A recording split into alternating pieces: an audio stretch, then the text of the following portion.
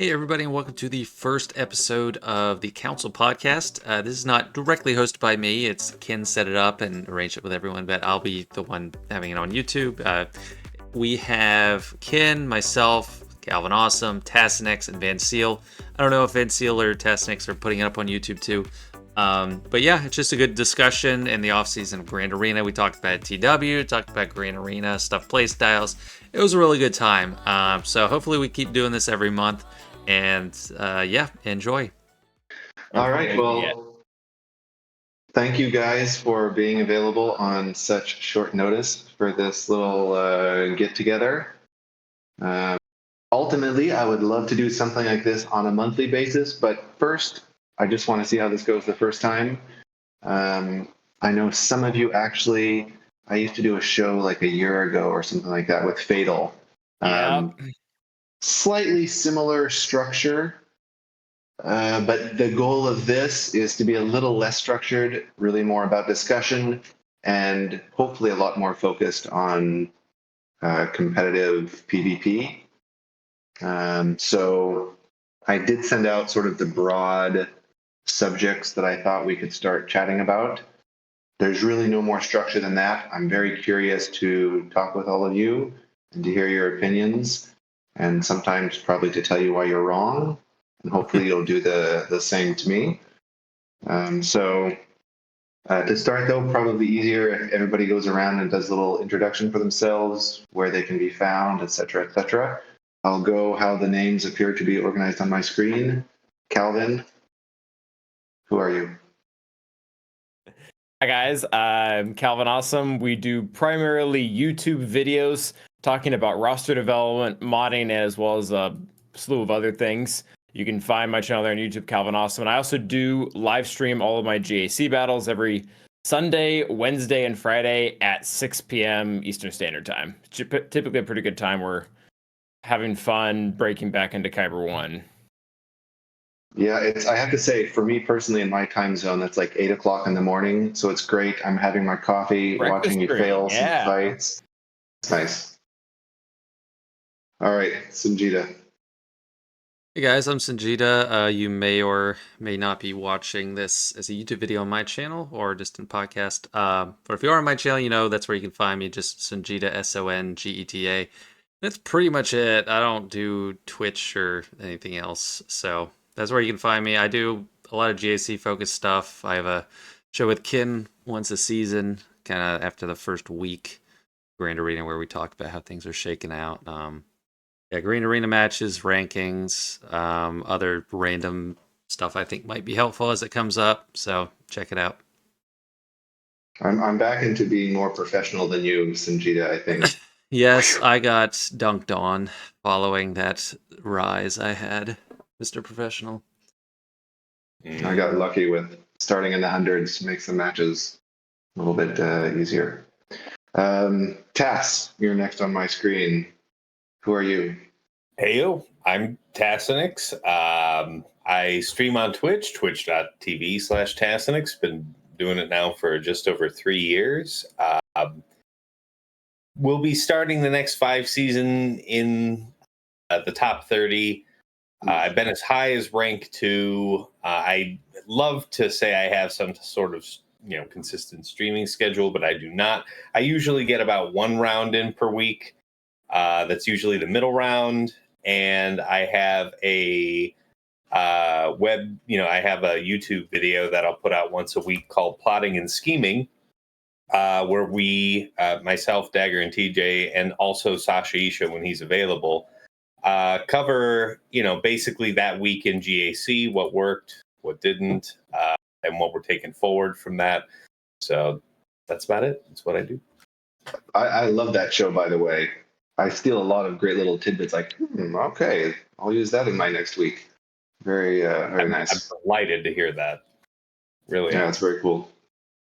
Yeah, it's part of the inspiration for something like this. A slightly different structure, but it's just fun listening to people talk about PvP, GAC and otherwise. Van Seal, last but certainly not least, please. So I am Van Seal. I stream on Twitch and YouTube. I also make videos on YouTube, and My focus has been primarily towards territory wars. I am heavily skewed towards territory wars. I haven't applied a GAC OMI in, what's my count say? 468 days. So I'm just, every single drop in my roster is all for TW. So I'm a little bit against the grain, I guess. Well, that's actually one of the things I really enjoyed too of yours is the recent like. Actually, I'm sorry if I forget exactly the names. In my head, it's TW for Dummies, but I don't think Yep. that's exact. Oh, it is Dummies. That Okay. is super. Yeah, I just copied the book. Yeah. No, I really that series is pretty cool. Lots of great tidbits there for people who like don't take TW seriously or want to and are not sure how to go about it. Pretty cool. And talking about TW, actually, one of the things that I've seen quite a bit, I'm more of a content consumer than creator myself. But Sanjita has been posting some of his TW fights on YouTube. And there's, in the past like 6 months, it feels there are a lot of people who are posting their TW matches from, I mean, obviously, probably not from the top, 5 guilds or something, but from quite a bit of like good. There's just a lot of proprietary stuff that people don't want to talk about, which Yeah, you is gotta be in a guild that doesn't have trade secrets or think that they should be able to patent their strategies, basically. yeah, and that's sort of where the sort of first topic that I wanted to start talking about or getting everybody's thoughts on. Um, in my mind, at least, well, first of all, who am I? I'm Kin. I have this podcast. I have the counters, grandarenascience.com counters page, and very occasionally I'll do some YouTube stuff as well. But from, I mean, everybody here enjoys competitive PvP in one way, whether it's GAC or TW or both. And from my perspective, though, I'm more of a GAC player than TW player. Um, I used to do TW officer stuff way back when, but way too much time for me. So I'm curious where the motivations for participating in GAC and TW, because I mean, we all do both of them just at different levels. How do you guys get motivated for each one of those? Like, which one is fun? Which one gives you better rewards? How do those motivations stack up? Like, why do you do only TW events? Like seeming, that's a big commitment. What's your Somehow I'm still in Kyber 1 too, so I'm like, oh no. Well, yeah, obviously you can't be a bad competitive player, but yeah. What's the I motivation? I think a lot of it has to do with just GAC, like from my point of view. And when I'm talking, as a quick disclaimer, when I talk about GAC, I'm talking about GAC out of the top 100, because I believe once you get into the top 100, you're playing a completely different game mode. It's not the same for the masses, but for us normal folk, I think GAC just isn't what it used to be. Like, the initial idea was your roster versus their roster, and you fight and see what happens. And now I feel like our rosters have outgrown the game mode, and I just feel like CG hasn't put any quality of life changes into GAC for such a long time that I feel like most of the time it's a wash for most players. What I mean by a wash, I feel like you're either I going to go will 5 and 4, provide the 4 and 5. alternate perspective after you finish. Sure. So, and at the end of the day, it's crystals. So, like, the way the way it's structured is, if you go 3-0, it's going to be really hard to go 3-0 the next week. If you go 0-3 the first week, more than likely you have a good chance of going 3-0 the next week. And then on top of that, I feel like being in top end TW guild, I feel like you learn about a lot. You learn a lot more about farming datacrons, counters, teams, and I feel like it's helped me personally become an overall better player, and I try to apply that to GAC, but without obviously giving away proprietary stuff. What's your Um, alternate take? well, I would like to disagree on the GAC thing. I've actually never heard anyone say that, I don't think. Like, if GAC is a wash, I think TW is like way more a wash. Like, they have at least changed Grand Arena. Like, they've updated how many teams you can set and stuff, and like the crystals and such. They're finally getting around to the skill squish. But TW, The only motivation I have to play it is just intrinsic motivation if I like playing the game. Like TW is otherwise like the most, I don't know, pointless thing. Like from a reward standpoint, the only thing valuable is Mark III reroll mats for Datacrons, in my opinion. So it's like I have basically no motivation to put on TW Omicrons because it's like even if I do, unless the whole guild's doing the same thing, it's like it's not even a drop in the bucket. It's a drop in a drop. It's like this is coming from someone that has two TW Omicrons. I have Droidica and Juhani, and that's just because that took two teams that I already had working and got them up and running more in TW. Yeah, GAC. I mean, it's like it is the actual game. I feel like everything else is just working towards funneling into that. I do think it is truly my roster versus your roster. And what I like out of it is I get to see how much I can do at a deficit. Because how many people here have Leia? Raise of hands. Okay, so you three. Like I didn't have Leia. I still don't have Leia. I just got Jedi Cal. And I was able to get to 52. I got destroyed after I got to rank 52. Don't get me wrong, but I don't know. It's just fun. Like even at a disadvantage, I know people complain a lot about the matchmaking, but it's just you're too good if you're up too high. It's like it might be like a high school basketball player facing a college team or something, and it's yeah, you're gonna lose, but it's still pretty impressive if you can make it up there. Mm-hmm. I would add to that to Sanjita. And actually, maybe a little bit different than you. I have actually heard the 50-50 wash thing a lot. Oh yeah, I forgot to talk about that. Maybe I don't think so.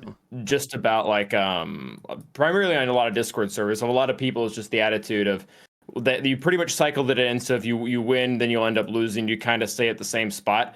I would just challenge anyone who has been competitive in GAC, run your numbers, because Mm-hmm. there are a lot of people who are not at 50 and they are under and over. Like I ran mine for the last year. I'm at like a 63% win rate, Yeah. being over. And I think a lot of the people, and again, I'm not trying to like pick on Van Seal here, but I'm thinking like there are people that have come with my Discord that I've seen in Discord that have been like, I'm just not even going to try. I'm like, you're probably under now. Like you're probably at like a 40% because you're throwing matches because you're saying that you're just going to get an easy one later on. Yeah, and also Yeah. like I it's kind of exploitable. Like I talk about in whenever I have a Grand Arena and talk about rank, like the first match of a season is more points win or lose than the last. So the Oh, optimal there's way to that win too, yeah. more is you lose your first few and then you win like the tail end, and it's going to be easier to get more wins total. Sorry, go ahead, Van Seal. I was also gonna say like my response to both of you on that is like so like the one thing that really like gets my motivation for TW, and Tats next could probably chime in on this because he's also you're in Chromium, right? Yes. Yeah, okay, you're in Chromium. So we're in the same alliance. We're in the Ma Alliance. The one thing, and I guess you can say this is kind of like a special privilege that we both have, is we know who we're going to fight when we're going to fight. And I feel like if you had that for GAC, that would really drive players to be way more competitive, way more passionate for GAC. Because, like, for example, like Calvin, let's just say you knew exactly what day you were going to fight Zareth. Dude, you would be planning every hour Yeah, up until that fight if you knew exactly what day you'd be fighting him.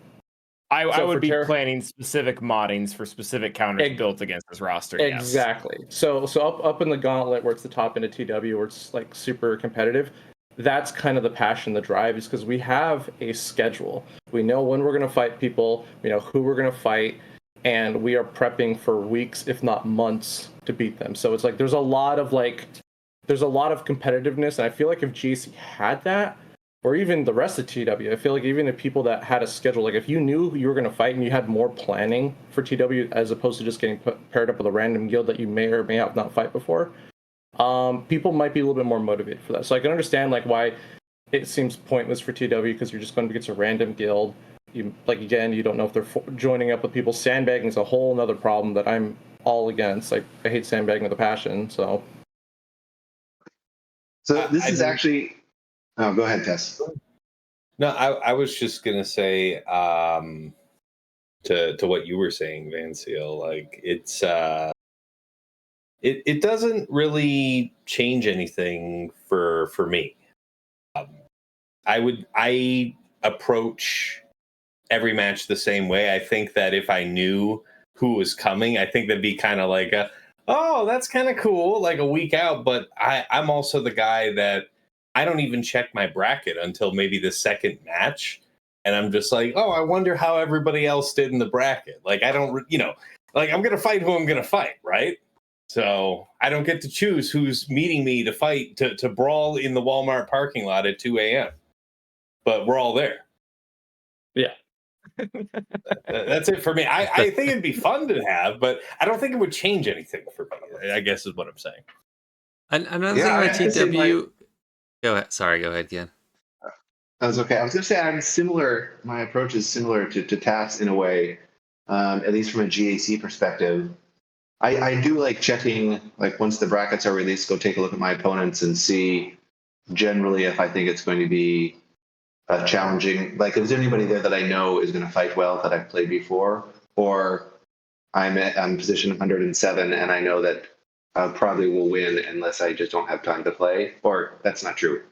Unless I fuck up or don't have time to focus, I fuck up plenty. But from a motivation perspective, the planning part, or like looking ahead, sort of like in the TW side of things, I'm also I've fought both of you guys a number of times, like in a gauntlet guild, but I very, very actively stay away from any sort of the planning or strategy or all of that sort of thing. One, I just don't have time for it personally. And the second part is ultimately the downside, the biggest downside of TW for me is that you're depending on 49 or 47 or 48, whatever the week is, other people to not screw up. Not even that they don't want to play well. Like, I think generally most people in the guild are trying to do their best, but everybody has lives and different priorities and scheduling conflicts. Nice. Yep. You're too nice. There are some straight bums in every guild. Straight bums that are do not act at all. Weight, getting satchel carried everywhere we go. I will say that I'm pretty lucky. In the guild I'm in now, I think there has not been a zero attack player. That's good. Well, just a minute. I don't know who's going to post this. I might say one name. There's always one. There is actually one. Yes. It's always the same guy, though. Recently. Yeah. No, but generally, like, I love GAC because I really enjoy combat. I like fighting. I like the combat system in the game. I mean, like the dynamics of the characters and everything. But man, TW, I'll play it and I do my part and I think I do okay. And I have plenty of TW Omicrons. But it's just as a personal motivation, I get zero joy out of it. The rewards are mediocre at best. Oh yeah, no. At that point, you don't do it for the rewards. You do it because you want to beat, your rival guild again, and then talk shit for the next 3 months till you fight him again. See, I know a lot of people are like that, and this actually surprises some people when they find out that I'm in Chromium. But I am entirely rewards motivated for TW. Like, the brains. No, the rewards are great, but like for me, I don't know. I used to be the same way. I'm like, I only care about the rewards. Now I'm just like, you know what? The salt is what we want to go for now. I'm not here to throw shade on whatever anyone enjoys about the game. For me, it's like the height of my involvement with who we're fighting or whether it's a high tension battle is when the war is over. Did I get 5 brains or 1? Like, that's it. Fair. I don't care who we're fighting. Like, I show up, I do my battles, and then I'm hoping for 5 brains because I want to push my roster. But I just don't care about TW. I do it because I need those brains. Like, I'm gonna do what's required to get me them brains. But that's the Mark III reroll mats because those are that too. Of course, need that. But them brains. Absolutely. Yeah. I guess you've gotten to a point where you've used all of yours because mine are just like it's so expensive to get keypads. I'm like, my brains kind of pile up. I mean, I don't have enough signal data to even get R7s or R8s. R9s are a requirement only upgrade for me. Like that's all it is. The reroll mats would be nicer, but yeah. Another thing So that's kind of annoying talking, about, I just wanted to say this about TW is like, yeah, yeah. in a top guild, don't you only get to do like 8 attacks or something, or it's just like top down I orders? wish. I wish I only did 8 attacks. No, no. I mean, you're doing a minimum 10, sometimes 12, because you have to, like Well, the not past thing counting said. There's always ships. people was, and that's I wasn't counting. I was counting Okay. ships, but like there's people like there's people that dead weight, and then obviously every guild has this problem of the time zone. There's some people that are in the guild, and Yeah. they people that are from Europe or other parts of the world, like they can't attack, or they're not up in the morning. So you're always having to do extra work for the people that just can't do it, and that's unfortunately that's just a universal problem for TW at every Y- level. Yeah, and that's another thing too. Like you could win by being dead weight, like you just got carried, or you could be like playing a hero, being the Where do I hero, find and these got like. applications for to be dead weight? Like free rewards, no attacks. Like, is this like where do I I sign know it up? sounds like a good deal. No. It's Streamer privilege. you know how it is. Is this like a union it's like thing? Like, do I have it's to like like the pay my officers are dues? crawling up their ass, and the way it works in this neck of the woods is, you can't replace people easily out here, No, right? no. That's So for what it sure. is it's like, okay, not doing anything about it right now, but we see you and you look replaceable. And when the time and the opportunity presents itself, we will keep that in mind. And if that's the level of operation you're comfortable working on, well, hey, well, then don't be surprised, yeah? And to be fair, a lot of that will probably have to do with the fact that they probably have Leia. So A Hmm. lot of concessions are made for no, no, having the goods, for sure. I mean, I'll drop somebody with Leia that doesn't yeah, if they participate for suck. somebody who doesn't. I mean, like active GP is better than someone who doesn't participate at all. Amen to that. That's for That's the one sure. right there. So this is very interesting in talking about the rewards, Tats. Yeah. I would say that I'm a rewards-driven player too, Mhm. but R9s are also not a big priority for me. Like I don't think they play a big role in most GAC matches. However, in the last, ever since we have the crate raid coming out, R8s were way more important. And I have, well, I guess a little bit with the new TB, but mostly with the crate raid. And I have more, I don't want to say useless, but un-GACable or unfrequently used in GAC R8s than I ever had before. hmm And it feels like the game is, I think it's actually a bit less about GAC than it ever has been in the past. Not necessarily like GAC is less important, but the importance of making sure that you're making the most out of PvE, which is like now no Yeah. competition whatsoever. Um, Absolutely, the raid rewards trump everything in the game. Like the raid rewards are Yeah, just for sure. That, yes. they're just great. Is but are anyone you? else Like really TV lazy characters are a with the big crate deal. raid? But No. let's not undersell it here, gentlemen. I mean, like the difference between 200 and 900 just over a week is a lot, let alone over, a season. And then, how many years have we been doing this? So, What are like we? Are you talking about it's definitely there. Yeah. It's worth your while to be decent at GAC. Oh, okay, yeah. Yeah, it's definitely like GAC is awesome for the rewards, but it's interesting. I feel where now we have, and potentially more with the indoor raid coming up, we have more of a priority in terms of your roster, choices, what you're doing. Not even Omicron based. Well, maybe some, you Yeah, know, too. some Omicrons there.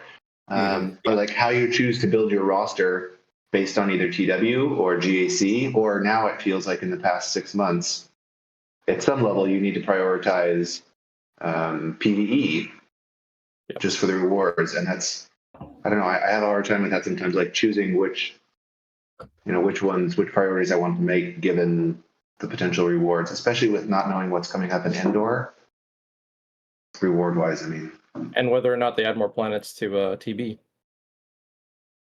yeah, that's very You true. can. Sorry, go ahead. No, I was done. What were you gonna say? I was just going to say, like, you can safely assume that for all of us here at the end game, you can't do without whatever's coming out in the new content, in the new raid. Like, you can't do without it if you want to be competitive. And then it's, you know how it is. Every time they implement some new type of content where there's something that's pushing people to claw it to get it, it's going to further compact the top end. Less and less people will be able to contend for it, but that's because it's going to be necessary, whatever it is. What are choices? Are you doing any sort of pre-knowledge, I guess, gearing of the Endor characters, or are you keeping them all? Anything that, like, sorry, go ahead. I think like they're replacing all their kits, right? So it's kind of like a crapshoot of what's actually going to be good. I mean, Yes. I assume Leia's going to be great. Drogon will be great. Piet's already like R9 for a lot of people. It's just like, what if I don't even know who's on the list really, like at the lower ends, but it's like it could be a character that no one expects to be amazing because they have this weird ability. I really don't like that approach they took with it. Like they 3v3 for one thing, but just the replacing kits is very bizarre. Yeah, I'm very curious how the actual character stats or mods or gear levels or relic levels actually relate to the kits themselves, like the abilities in the new kits, I guess. And how many teams we're allowed to use, because if it's just 5, like this card raid, that means we're only getting 15 characters out of the 28 or 29 that's on the list. It's like, well, that's kind of weird. So I'm hoping it's going to be more like 7 or 8 at least. But a lot of them are pretty safe, though, right? I mean, I think there's a lot of characters that are safe, like Jedi Knight Luke, Han, Chewie, Leia. You know, so I feel like there's a big bulk of that list that's like, upgrade them as far as you want because they're good everywhere, regardless if they change the kit. It's like if they change it, and well, there's something you can do about that. Yeah, I have to say the oh, go ahead. I didn't have much to say. I was just going to say for most people, that's not really even like something you have to change. I mean, a lot of people have those good characters at R8, R9 already. Especially like the requirements like Han, JKL. Yeah. Yeah, I think the only ones that I'm very curious about that they seem to be pushing quite a bit are the Ewoks, to see which of the Ewoks end up being popular, because I don't know, I sort of like Ewoks, especially with Misa and this. They're And you fun. damn well should. They're amazing now. Yeah, Misa's amazing. awesome. Yeah, I'm curious You to see how should they be do. impressed by impressive things. Yeah. You get I soloed hate by that they Savage. changed ISC though. The whole was ISC needs all dark side Mandos or Empire, because I was like, oh, we can do Nisa's Omi and TW to jumpstart Maul. It's like that's kind of neat. But then they're like, no, we don't want you guys to do that. Yeah, they took away a lot of the theory crafting or crazy stuff with that change. They did. Magma Trooper though. Yeah, Magma's pretty good. Yeah. Yep. What are you guys I most love scared Fatal. of in the next Grand Arena season 5v5? Or are you scared of anything? Toxic Leia. Yeah. You just have to plan that there's only really 2 proper ways to handle it and move on with your life. One of them is just going the other way. You know, like Slacker Malicos or Mirror, basically. Does Slicker really? Malicos work well in 5v5? My guess is it will. I'm pretty sure I did something else against it. I did JML last season, which I imagine as long as you have as long as you have a lot. There are a lot of requirements to make that Jedi team. Yeah, if you use like the busted comp with Jedi Knight Revan and Cal, I would be a little shocked if that didn't work, especially considering the Jedi Crons right now. So Yes, but you have to have all of that stuff, and then it's reliable. And if you don't have all of that stuff, it's a cleanup. Yeah, so, I think I'll be using the Jedi personally, because I don't think Slicker Malicos works in 5s as well. Wonder if it does. I want to try it, but maybe you're right. He's typically had better luck in 3s when he can kind of contain things more. I would be a little skeptical of that too, especially because if you're doing Slicker Malicos, then you're having to use all UFUs, otherwise you're starting to throw away some of what's his face's bonuses. Yeah, 100%. I agree. Which I guess you could, but I don't know like who's a valuable 4th and 5th on a unaligned Force user SLKR team. Like, are you using Ninth Sister or? It would have to be. Yeah. Kylo and Ninth, basically. It's an interesting team. But there's For also going to be some really weird Leia teams in 5v5. There Yeah. are a lot of rebels. Some interesting abilities there too. Oh yeah, if there's a couple of the more offensive comps that people set, then never mind what I was saying. Like, there's very Yeah, the few one, ways the to deal one, with the that. one that scares me is the one with Han and Chewie. Yes, well, it should. That's the one where I'm just like, if I see it, I'm just gonna go the other way, and I'm just gonna be like, all right, it's an efficiency battle with half the board, because I'm like, I'm not gonna throw 2.5 to potentially 3 GLs at it for it to still be standing. so you're setting Yeah. that yourself then too, right? Oh, absolutely. Yeah, no, yeah. I'm gonna set it and forget it and move on. For the You could Jedi plan to just counter, mirror it yourself and then set something else up for them. like I feel like that mirror could go south though, just like as a hunch. It Like can. it'll be like 60, It can do it. 70%. I mean, I didn't fight personally, but I watched like 8 or 9 of my guildmates fight them in TW recently, and it was just like I did not see any light at the end of the tunnel. It was just Yeah. like how they got him down. I was like, I don't know. And then you have to match the datacron too, because then if you're fighting with like 400% defense, you're just like, how do you match that, or health even? So yeah, that leads to a question I have about the Jedi comp. So I don't know the specific Jedi comp unless it's JML, JKR, Jedi Cal, Luke, and Hoda. Is that what it is, or is it something else? That's basically it. But you don't have to have Hoda. I don't think you need to have Luke, but it makes it a lot easier. Like Barris is a possibility in there. There's some different varieties that I've seen work. Okay, so running that, do you use the Jedi Cal like set 10, or do you just have a big protection datacron from set 11? I've only personally seen Jedi Cal with set 10 and damage reduction. Okay. I would That's say all I've damage seen. reduction is the one I've seen more. Yeah, that's required part for the His fight. insta kill isn't permanent, right? No. So whoever you leap on, like assuming it's Drogon, like he could come back when she gets ult. So you'd have to like, how does it work? Do you Yes. have to insta kill him and then you really have to get her down? Because I feel like that could be a time crunch. Just Yeah, kill I think her. I think the safe plan is if you think she's gonna ult, you time it out with whoever's dead, and then you go in with something else. That is honestly the Unless safest bet, everybody's because the second full. that ult goes off, and she brings everyone back, like you just threw away a whole team. Yeah. But she only brings people back if she kills. So if everybody was healthy, then you could decide to sit through that if you thought there was some advantage to keeping on through the fight. But only in that situation. If you have people that are like, not completely full, then probably got Yeah, if like Drogon or R2-ated, I would time it out. I wouldn't risk it. I would say time it out, and Yeah. especially if she has like a health datacron. I mean, one of my buddies has a shard mate that has like, I forgot how much health, but his whole datacron has nothing but health rolls on it, and the Leia's ult one shots every GL that he threw at it with full health. And I'm just like, I hate her. yeah, I'm like, all right, cool. Yep. The worst. She's the Jedi Knight Revan of GLs. She got the best part of everyone's kit, and they just threw it into one character. It was a good kit. It was a good kit. I just checked what I did last 5 season to you, Sanjita. JML, Jedi Cal, JKR, Hoda, JKL is what I was doing. Is getting something on the order of 63 last season? with that. Yes. That was a cakewalk anyway, because like they didn't have their own There's datacron no yet. Drogon crons yet. Yeah, there's no damage reduction. I'm just telling you, like you were at. Well, yeah. I mean, that's probably like a starting point for me. Is what I'm saying. Like this.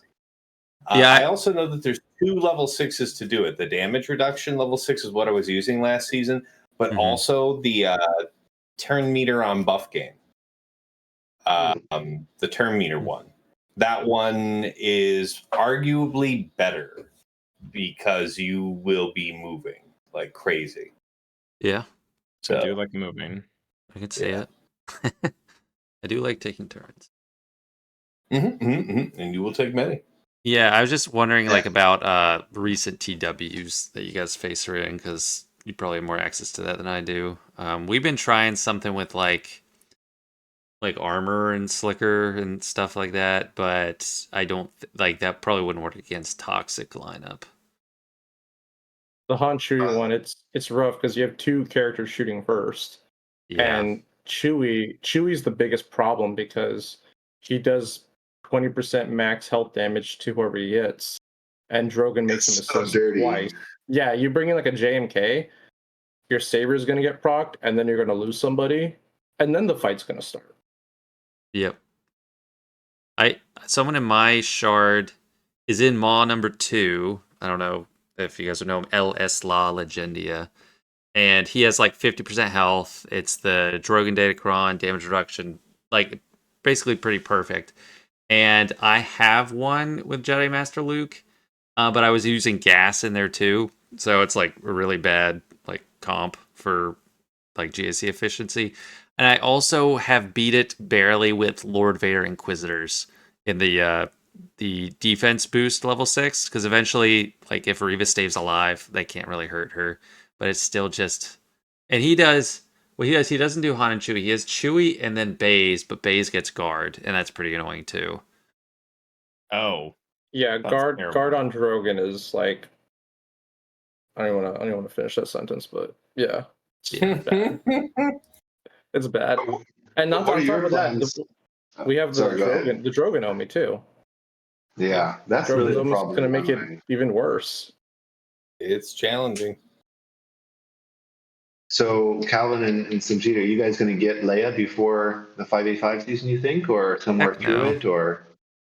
No, I'm probably I'm somewhere around a month, maybe 4 weeks. I'm about 40 shards I think left on Nisa, and I could have accelerated her more through the whole attitude drops thing, but I Yeah. looked at my bronzium, my carbonite, and my Kyrotex, and I'm short on everything.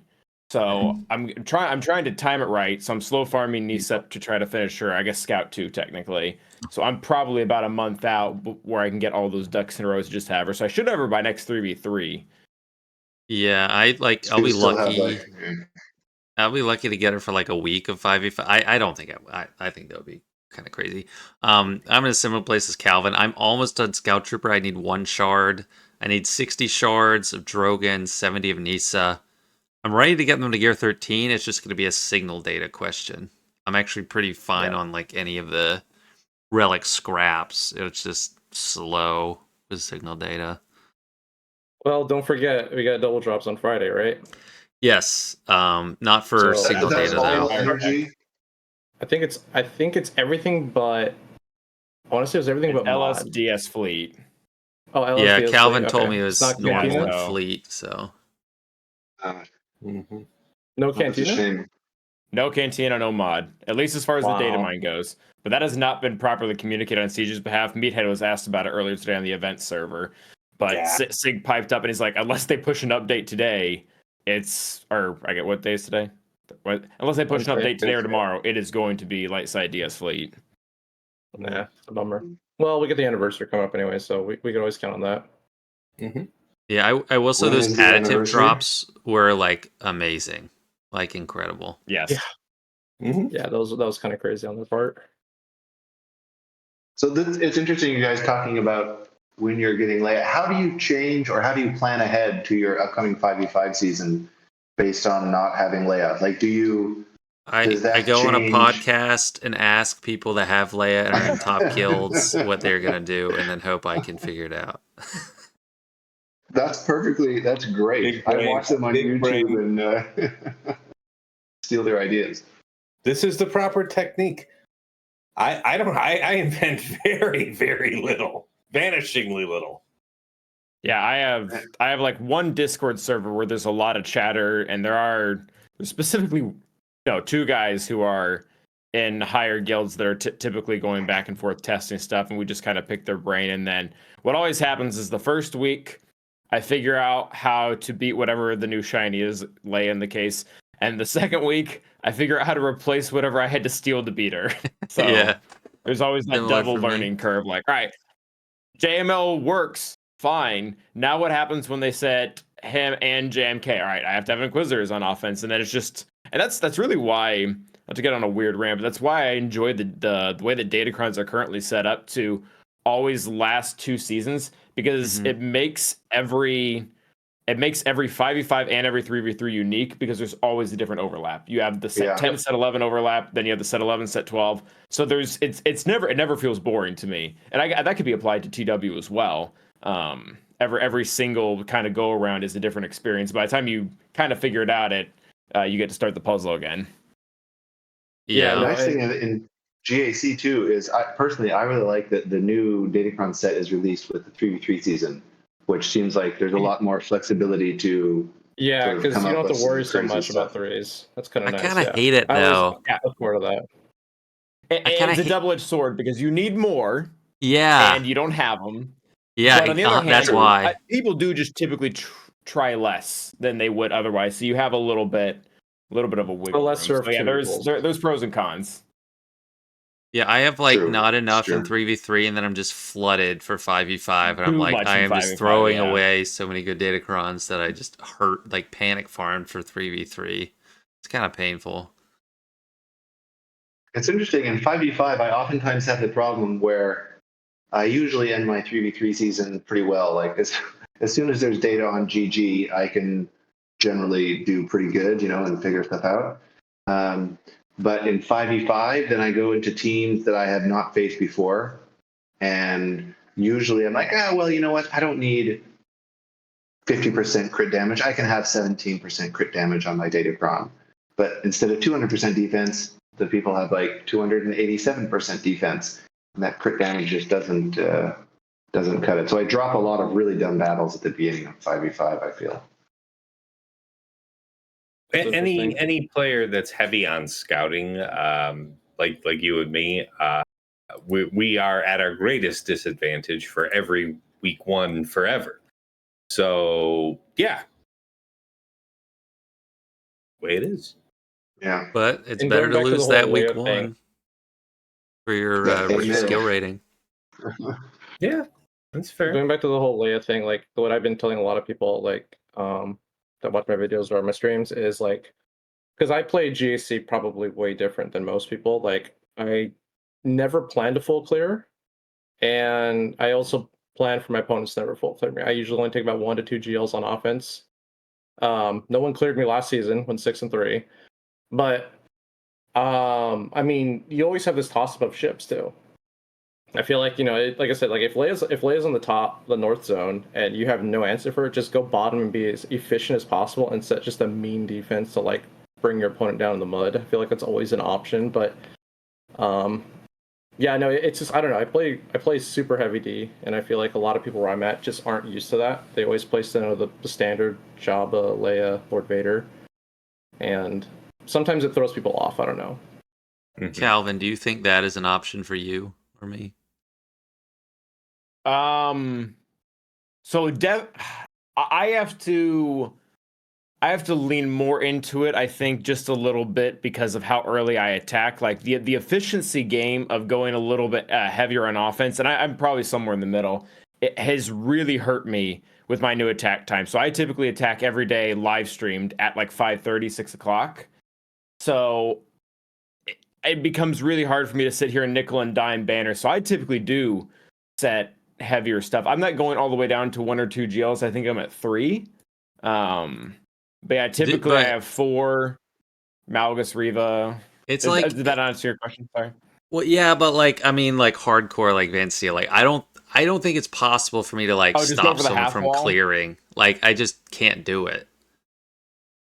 Oh no, yeah. Okay. To that point, I would agree. Yeah, I can't play the half wall game because it won't work. And a lot of the players that I think we face, sure, they might take 6, 7 battles or whatever, but they will get through. Like I can't remember the last time my defense held. Like I get holds, but even only taking 3 Galactic Legends on offense with Malgus, Riva, Treya, whatever else on defense, it won't hold.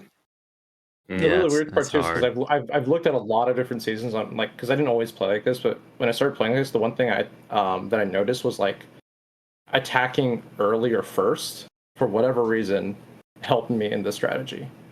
Like kind of setting the board. Like, am I gonna clear the top half or the bottom half? And then I'm kind of like passing it to my opponent. Okay, I'm like, okay, well you either have to like match what I'm doing or go the other way. but I'm presenting them the option of, okay, that you have to match what I'm doing, kind of like you're playing horse. You know what I mean? I actually quite like the attacking early myself too. Whenever I can, and I attack pretty close to start time. I'm very much an offensive player. I plan to full clear every single time. Usually it works out. But I feel that a lot of times, if you do attack first, as soon as somebody drops one battle, there's oftentimes will drop another directly afterwards, regardless of what defense you set. Like when they know that they're aiming for a certain banner number, they're a little more quickly to. I don't want to say maybe not. Tilt? Yeah, tilt or just like, well, shit, he Yeah, they're cleared like, me oh with 2 drops, and crap, I already had 2 drops. So yeah, I can't do it anymore. Yeah. Well, I also think if you're planning tightly for your opponent, your opponent's doing the same to you, your margin for determining like where your latitude is, where you can make the clear easy on yourself, you have to take those risks up front, right? Like if there's something that you could feasibly undershot or take on with a punch up team, and you avail yourself a superior team for the back wall, you're going to take those risks up front. So like it's a really common pattern with my attacks where I will drop the first 1-2. I know you and I have actually matched up a couple times, Ken. That's typically a yeah, pattern of my attacks. Is I'll just like, if I'm gonna have like some really like, if I'm gonna have drops, it's usually up front. It's usually in the first few attacks because I'm poking to see where I can get away with something before I know that it's like, okay, the jig is up. We've had our fun. We got to play it legit for the rest of it now. yeah. And really, I generally tend to play my strategy. Besides keeping I put usually like 3 to 5 GLs on defense, but I keep most of the non-GL meta teams like Star Killer and stuff for offense. But the only game I play is the front wall versus the back wall. I don't think I've scouted an individual opponent in probably a year, ever since Datacrons came out. Each week I place the same 3 or the same defense all 3 weeks or all 3 days matches. But I just try and make it difficult for anybody. I assume I'm always playing somebody with everything. For anybody to cleanly clear the front wall and cleanly clear the back wall, unless they get very, very lucky with some 50%ers or something like that, which certainly still happens. Mm-hmm. But yeah, I'm curious, what do you guys fall in terms of like, in my mind, that's sort of a strategy rather than tactics where you have more care paid to your datacrons or having your mod set up just a certain way, which is still very important. But I tend to play, or at least for my play style, if I can just do one strategy session for the whole week and I don't have to think about anything besides individual fights, that's a lot easier for me than trying to figure out, oh, for this opponent, they have this really good datacron, I need to prepare for that, or their mods on CLS are like so, and I need to prepare for that sort of thing. How do you guys approach that? For me, I like hard to say. I don't even know if I think of it in like terms like that, strategy and tactics. Probably some of both. But what I am crippled by, I can't do. Even if I like could get people to stop people on my walls like Van Seal, I want to clear. I feel like if I don't clear, it feels like failure. So what I do, I have to plan for every possible thing they could have. That leads me to have like between 1 to 3 GLs. Most of the time, like 2 on defense. But I just scour their history, and even if like I can't tell if it's week 1, I can't tell exactly what they've set, but I can get get an idea of what they're likely to place on defense. Like, oh, they never place JMK on defense, or they're someone that always likes to put C on defense. Like you can get an idea of that, even if it's not specifics. See if they're heavy offense, heavy defense. Like one of my opponents in the last round, Grex, if any of you know him, like I could Oh tell yeah, from Grex. yeah, like when I looked at his history, it was like never any clears. Like he was just I called him a maniac because he just like it was really tough. But I planned to clear Grex is him. built different. Yeah, and I like found something on your Discord server and used it in the thumbnail where he like shared a picture. He's like, Yeah. haven't seen a full clear in forever, just the way I like it. And he like italicized just the way I like it. I was like, this guy's crazy. But I did clear Yeah, him, but he's a fun guy. he cleared me too, so it wasn't what he was used to. But he beat me by 4 banners. but I still felt I was happy that I at least cleared him. So I need to be able to clear, or I feel like I'm failing. You're leaving so many credits on the table if you don't clear. I mean, it's what 100K per fight or something. Oh yeah, Yeah. that's what I Oh need. no, there goes Strap the for credits. 1/30th of a mod that won't roll correctly. When I'm doing No, I'm always credit poor. I'm hungry for them. I'm with you on Really? that one. That's I'm I'm currently scraping for reallocating. every penny. Yeah, I thought Kim was being sarcastic. No, I will say that I was being a little sarcastic, and I'm not credit poor, but my credits, I take care to leave them at the same level. If I don't spend other currency, 69,000. no, more like No, a it's million. But well, my credits do go down quite a bit with remodding. I don't do a ton of remodding, but still I do. And I buy mods because I don't like farming them all the time. So if I see a good mod in the shop, I'll definitely buy it. Or a potential mod in the shop, I'll buy it. Mhm. yeah, So yeah, I farming spend other mods on nodes currencies. is exhausting. Time consuming, especially for non-hot utility users. that's me. Hey, same. I do everything manually, all of it, By hand. Me too. and it's a joy. Damn it! Okay, I just me love then, I it. guess. Wow, No, I'm when I'm surprised. when I do It's my really nice just to click a button to have it all kind of go away. I guess that three does sound buttons. very nice. I was gonna say when I do scouting, I'm very basic on it. I just try to see how many GLs they set on defense.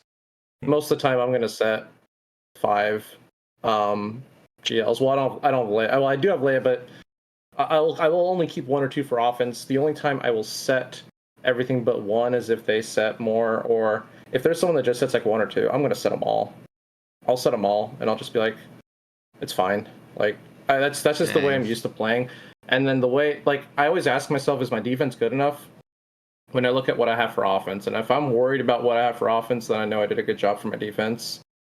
Um, and if my Other opponent plays way. like that, if my opponent plays like that too, I feel like I have the advantage because that's just how I'm used to playing. Because I've gone up against people that were like, I want to set what you set, or I want to try and match it. I'm like, all right, man, we're going to be rolling in the mud for a bit, but it'll be fun.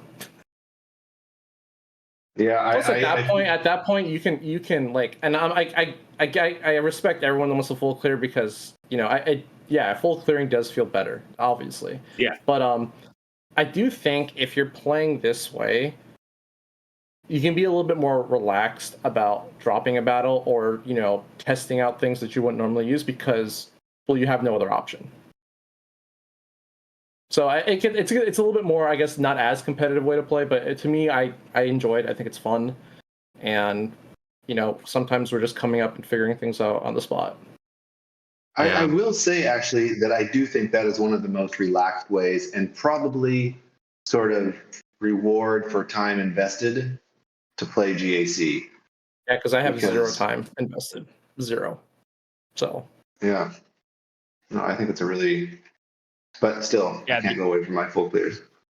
the only time that efficiency was like something I could do was attacking the last couple hours and timing it out right, because otherwise you just sit there. It's terrible. You sit there stressing out about like if you're doing the first hour about, okay, I need to overkill this Bo-Katan led Mando team. What's gonna get more banners?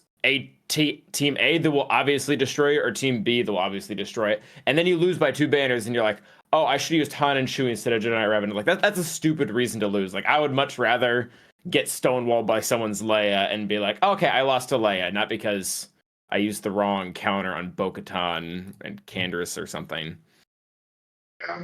Something else actually that playing a bit defensive, I feel makes you better at. You were just saying about Seal is like being able to clean stuff up or double, triple, quadruple, whatever shots and thing. And I know that's something I do struggle with. Usually I try and avert that by always having sort of a pocket GL or Reva or something like that so I can have an easy Yeah. cleanup. But man, sometimes I've lost where it's a team that really is not that difficult, but I always use one of 3 teams or whatever to beat it. One of my favorite 2 shots that like saved me last season and allowed me to place an additional GL on defense was 2-shotting Jabba. I would just throw Adred at it, Oh yeah. take out Boosh, possibly Embo or Boba or Skiff-Guard, whoever's there, and then you let it time out with just either Jabba, Chrysanthemum, and one other person left, and you just go in and clean it up with literally like half your roster at that point. And I will take the bleed if I can two-shot a Jabba like that and it allows me to set another GL. Yeah, that I saw a lot of really clever two-shotting of Jabba, of Lord Vader has been around for a while, I guess, but primarily Jabba seems like you can do some really cool stuff. I haven't heard of the Radis versus Jabba though. That's pretty cool. I haven't either. It's a nice one.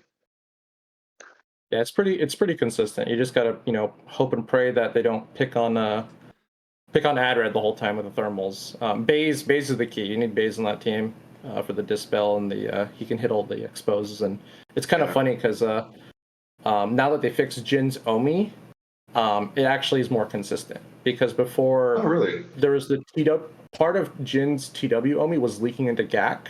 Yeah, I didn't realize So- they fixed it. So they fixed it, I think, like a couple of weeks ago. But it's like finally, it's been years. But 2 years later. it was preventing your team from getting critically hit, which in most cases Oh is a yeah, good thing. that's problematic. But you want for Radis. Boosh to land the crits, so she gets the exposes, and then all of a sudden she's like 10, and then she just gets wiped out. Clever. Let's say about that. Dang, I had something to say about that, but I forgot. No worries. So I'm trying to keep us to an hour. We've been an hour now. There's one last thing I wanted to just bring up for everybody's thoughts on. Of the two new characters, Dark Trooper Moff Gideon and the new legendary Bo-Katan, which we really don't know anything about, do you guys have a preference? Which do you think is going to be your favorite, or where you're expecting to use either one of them? I know we don't know a lot about a Bo-Katan yet, but I want a badass light side Mandalorian team. Like, I Yeah, already that sounds have how cool. many badass Empire teams to do stuff with? Light side Mandalorians. Let's have it.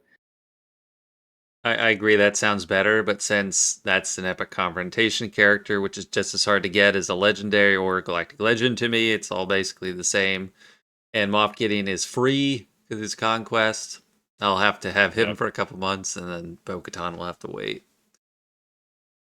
I'm really interested on the hybrid of Moff Gideon, of like putting him under a Lord Vader lead with Maul and maybe some of the other crossover characters in there, because he's not everything he has is conditional on the dark side leader. Like, he can revive Maul, and he's a pretty good Empire tank, so he ticks a lot of boxes for Lord Vader that he might not be world breaking, but I'm interested to see if he changes things.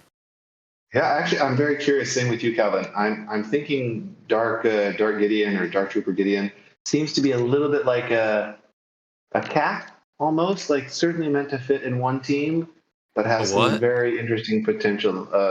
A cat commander, Ahsoka Tano. Oh, okay.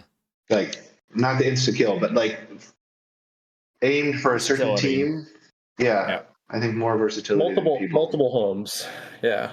Yeah. I'm pretty excited for shocking, but I'm excited for Dark Trooper Moff Gideon. I'm really interested in him because I think CG somewhere, some post, they said that when they're talking about Bo-Katan, they mentioned like she was going to be a powerhouse with like Mando Datacrons or something like that. So I'm guessing the next set's probably going to be Mandalorian, and I'm like, well, Yeah. we already got Imperial Remnant with Scout, so maybe Dark Trooper Moff Gideon is going to have a Mando focused level 9. I'm like, that might be pretty interesting. Well, they'll probably do Remnant, because I think this time is Trooper, right? Like, Scout Trooper got that little overlap.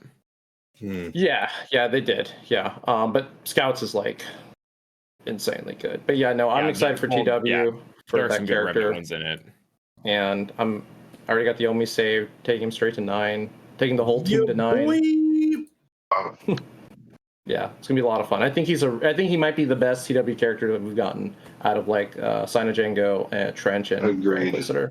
He looks really good. Yeah. His time has come. And while I think the bow is going to be cool, to be honest, what I'm most curious about in that team is the new Grogu. I really want to see the IG-11 to see what's going on there. I'm the one thing I keep asking people is I keep asking me, what do you guys think? Do you think he's gonna get a Mandalorian tag? Yes. Is he gonna be part of the canon? Yeah, I think Yeah. he's going to be made to go with Bam, and Bam's going to be made to go with Bo-Katan. Agree. So I think that's Hard agree. He's canonically be the new team. Mandalorian. Is it? I feel Yeah, like he's they'll a draw foundling on by that part of the foundling by that show point. where they said he hasn't taken the creed because he can't speak. Though, I feel like that's something the devs would do. You remember They that? could Well, go either way. I mean, they typically go with whatever they want for balance when there's a gray area. Yeah. I wouldn't be Hopefully they do, surprised if he's like a called out particularly by name for the Bo and Bam team. Oh, Mhm. okay. if an ally is Mandalorian or Grogu. Or he Yeah, has like some. Sorry, go ahead. I'm not sure. I'm not sure if they're going to touch up Bam's kit. I know a lot of people are asking about that because the thing with Mandalorians is not all of them are scoundrels, so you kind of lose the best part of Bam's kit on a full light side Mando team. I The only can see light side them Mandos giving- is, I mean, if they made the new Bo a scoundrel, that'd be great because the old one is. But Yeah. CG sometimes likes to do things with tags that don't really make sense. But I get Yeah, I I get agree. they do it for game balancing purposes. So we'll see. But yeah, I feel like they could just write a unique for this guy to kind of lift Bam up a little bit, very similar to what Leia had for R2. Like R2 didn't get a rework. You just got Forever Our Princess that like buffed him into the meta. So I could see them, especially given the relation between foundling and father or whatever. Mm-hmm. It has been really cool seeing R2 hit for like 276,000 damage. Monstrous. Good for Just him. monstrous, man. Yeah, those droids. All right. Well, I think I'll call it here. Thank you guys very much for sharing your thoughts and interesting perspectives on everything and for keeping it to an hour or two. I appreciate that. I like the sort of structured or time, at least like that. Anything you'd like to go around and add at the end? Any comments about whatever you'd like? Van Seal, start with you. If you have anything at all you'd like to say, could be how you're doing today, the weather where you live, the sports team that you like, whatever. I'm enjoying the World Series right now. It's been a hell of a series. Hoping the Rangers pull it off. If the Diamondbacks win, that's cool too. And then just always planning and looking forward to the next TW. That's next. I live in the heart of the Sweat Lodge, man. It's all scouting all the time to sweat out how to fight these opponents. That's like you guys having this more laid back approach. I can appreciate the appeal, and back to like something you asked a long while ago about like what we thought about your play style with how you'll just set it for a week and let it ride. Like what ultimately matters is like, can you live with it regardless of the outcome, right? Like, are you satisfied with how you did it, regardless of whether or not you lost? And if the answer is yes, and you're cool setting it week over week, the answer is right. That's working for you. Like you're getting the results you're looking for. You're satisfied. That's it. Like, and what I do for myself is how I live with myself if I lose, right? Like I might lose the match, but I know why I lost because I spent the last like couple hours like inspecting every wrinkle on your asshole before that match started. So that's it for me. Is it's all work all the time. I can't wait for the next season. All right. What about your asshole wrinkles, Sunjita? I don't know if I. Sorry, that was a terrible transition. Sorry, I'll cut that Yes, out. thank you for that. That was amazing. Yes, well, hopefully there aren't any. But yeah, thanks, Kim, for setting this up. If anyone's watching and they have a good answer to Leia, fill me in, because that's gonna suck for 5v5. Makes sense. Well, in according with the transitions, Calvin, what are your plans for sucking this coming 5v5? I have fun in a blaze of glory going down. Say, let's see if this works. One of the things that brought a little bit of joy to my heart was, I don't think this was Leia. This was like whatever the last shiny thing was. Someone was like, how are you guys gonna know what works and what doesn't? And they were like, we're gonna turn on Calvin at 5 p.m. Eastern Standard Time and find out. I'm like, well, glad to be of service. That's right. That's exactly what I'll be doing. I really appreciate those streams. Works great for my schedule. So thank you for taking one for the for the larger community. Appreciate it. It's great. We have a fun time doing it. Public service. More fun when we win, but a little fun still when we lose. Definitely. Well, I'm personally looking forward to the next 5v5 season. And where I live, the weather is lovely this time of the year. Not too hot, not too cold. So I'm enjoying that and looking forward to fighting some people. So thank you all again for joining the very first episode of The Council. And hopefully we do this again. Thanks, Ken. Thanks, everyone. Yep. Thanks, Ken. Thank you. Thank you. So that was it. That was the first episode of the Council Podcast. Thanks to everyone who listened this far, watched this far. Let me know what you think. What are some things you'd want us to talk about for the next season or for next month if we do it? And go check out all those other guys, Tasnex, Calvin Awesome, Van Seal, Ken. They've all got YouTube channels, I'm pretty sure. Some of them do Twitch. So, yeah, give them a like, give them a sub, all that stuff. And don't forget to like and sub to this channel. Appreciate it. Everyone, see ya.